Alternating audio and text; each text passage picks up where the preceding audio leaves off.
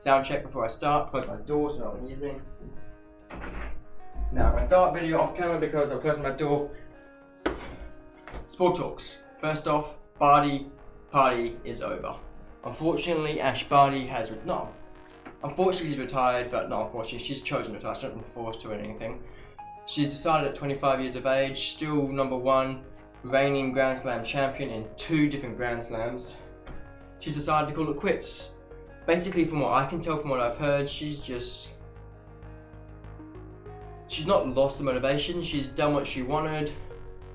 It was a bit underwhelming, really, the excitement of winning the Wimbledon, which was what she really wanted to do. She's now won the Aussie Open, a home thing, which she explained it's spine tingling. And when you look at her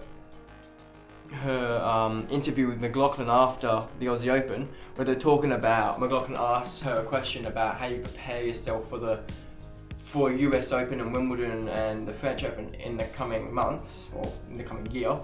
And you can tell she was already thinking about it back then, because the answer was very, you could apply it to tennis and her physical performance and preparation, or you could apply it to what I think she was really talking about. She was talking about getting her body and her mind right, making sure stuff about what she wants, yada yada yada. Very vague, very non-answer almost. And looking back at it, I don't know if she meant to, if it was just how she answered the question, but it looks like she was not hinting at it, but you could tell she didn't want to make something up and pretend that she was going to play, but not also announce that she was going to retire, because she wasn't sure if she was or wasn't yet. But yeah, that's Ash Barty. She retired. 3-time Grand Slam champion, US Open, Wimbledon, and Aussie Open. And if I was her, I would have tried for the French and then stopped, but each of their own. And not only that, she also retired when, since 2019 to the day of her retirement, there's only been 4 weeks where she hasn't been world #1. That's a pretty good place to retire in. It doesn't do the best for her legacy, like how well she could have gone, how good her legacy have been in women's tennis. But I think she would have been up there with, not maybe Serena, but she would have been up there with some of the best women's players of all time if she kept going, in terms of statistically. But yeah, good on her. Best of luck to anything. Some people were saying she might do golf, some saying she might do footy. Others, like my mum for example, reckon she's got a fiance, soon to be husband. My mum reckons she just wants kids, wants to settle down, just live a life. Which, why not, when you got however many millions in the bank and no reason to play anymore? You might as well, if that's what you want to do. Now onto what the main topic of the video is, which is AFL. My last video I talked about the Carlton-Richmond game, in which I said that I picked Carlton to win for whatever reason, when I didn't actually think I would. I clearly did at the time that I picked them on the app. My phone's not here, but there's an app called SofaScore, which I use to, basically I use it to give me the notifications and for a little thing on my home screen, because the other apps I use don't give me like a home screen on my phone so I can see the scores and stuff. And I did tipping through there, and I picked Carlton, got it right. I didn't actually agree with my pick in the end when I did the video, but because I didn't agree with it, but I still picked it, I gave how I thought they would win. And I got it pretty bang on. Like I said, start dodgy, get back into it, and then sort of hang on, pull away with it at the end.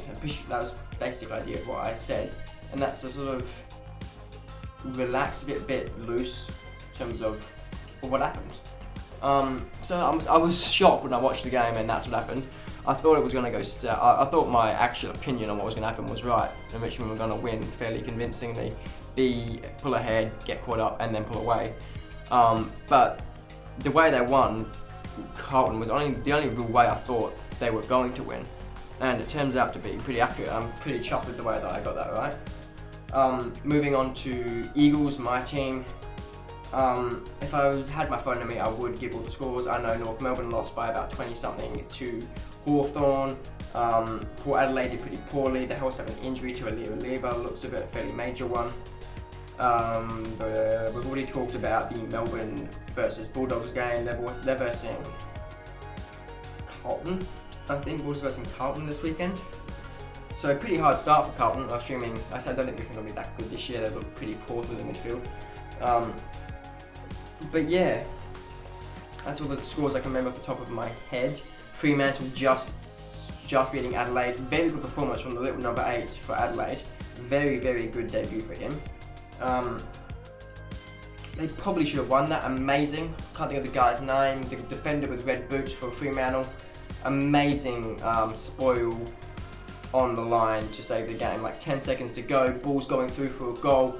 Line is like there. He jumps up. You can't see me. He jumps up and punches it back before the line to a defender. Like, as a defender, I don't think you realise, as a defender, you are so ingrained.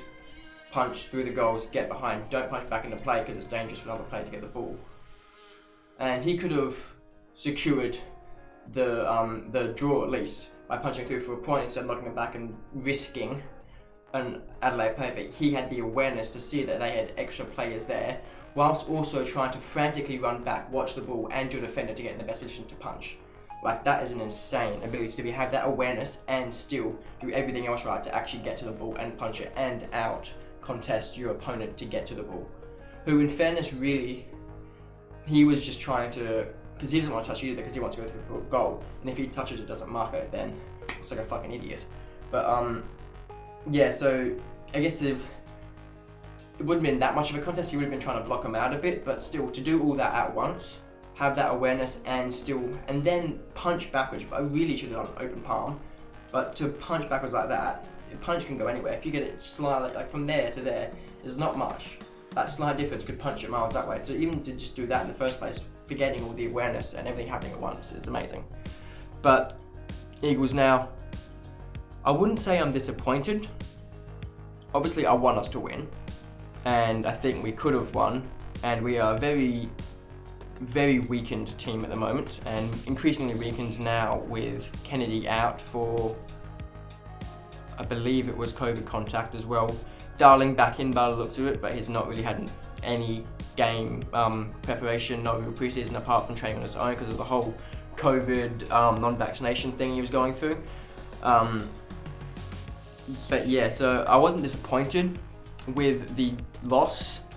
I thought, as I said, we could have won. We fought well. That's the main thing I'm happy about. I'm happy we fought. It was a good performance. Because last year, prime example of the 2 Geelong home away games, I believe it was 2, maybe one was in the finals, the 2 Geelong games last year, and many other games during the season where we just laid down and took a beating in games like that. We started a bit slow or whatever. We didn't start that slow on the weekend, but the first few minutes we were, but we got ahead in the end. But yeah, a bit slow at times, and then once a team got upper hand on us, just laid down, took a beating. That's what we did last year. We didn't fight, got tough, laid down, took a beating. This year, we actually fought. I think because we're younger, more rejuvenating. I think our main problem last year was we over-rotated the squad, wasn't much team chemistry, and then obviously having no heart plus that, it's gonna end up pretty badly. I'm looking at about, I reckon, a 9th to 12th this year, assuming these injuries and COVID don't affect us too badly. But yeah, I'm just happy we showed a bit of heart and we fought for the game. Even though late in the game, where it was over anyway, but late in the game we did give up and let them get a bit of a lead, which doesn't help our percentage. But as I said, I'm just happy that we showed some grit and some fight in that game. Willie Rioli, the whole scandal with that, I think,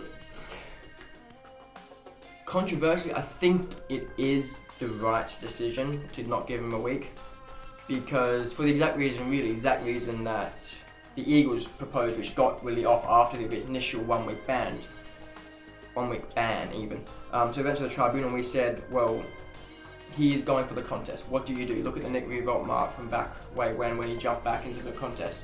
You're basically saying that he cannot contest the ball. He is in a marking position. Yes, a bit of high contact, but in a marking contest, that happens. Any marking pack. Obviously, there was 2 players that one, but any marking pack, there was always some high contact somewhere, almost every single time. And I can 100% see why people think it should be a week. And I'm not going to get shit at someone for saying it should be a week, because I can 100% see where they're coming from, especially with the current rules in the game. And I was surprised he did get off, because under the current rules, I think that 9 out of 10 times will be, especially what saved him is his arms were out here. If his arms were in here, or his eyes were on Rao, I think he would have been no doubt a week, maybe 2, if his eyes were there and in a bumping position, because his arms out here watching the ball until the very last second when he realised it was too late and he turned to not die. I think that's what saved him, and I think it was a fair decision if it went either way. I was surprised it didn't go the AFL's original decision, but I'm not going to complain. I'm an Eagles fan. Willie still plays. Interesting fact though is Barty managed to kick his first goal ever on his 100th game. Try and remember that if you ever do quizzes, because that will be a quiz question in 20 years. He is the only player ever to kick his first goal on his 100th game, and it was a good goal as well. It was a 52-meter kick on an angle from a defender straight through the middle, and not just over the fence. I think it went over the fence into the crowd as well. So, sorry, through the goals into the crowd, obviously over the fences into the crowd. So yeah, what a kick, great goal, and Willie's first goal back, similar fashion. He played in the midfield, not on the forward line, because of our severe COVID and injury problems. So he started in the midfield, probably will again this week. But one stage, a few times here and there, he swung forwards. He actually took a mark right on the edge, swung around a bit to get a bit more whip on the kick, straight through the middle. It's a good kick. To have him and Ryan back in the team would just be...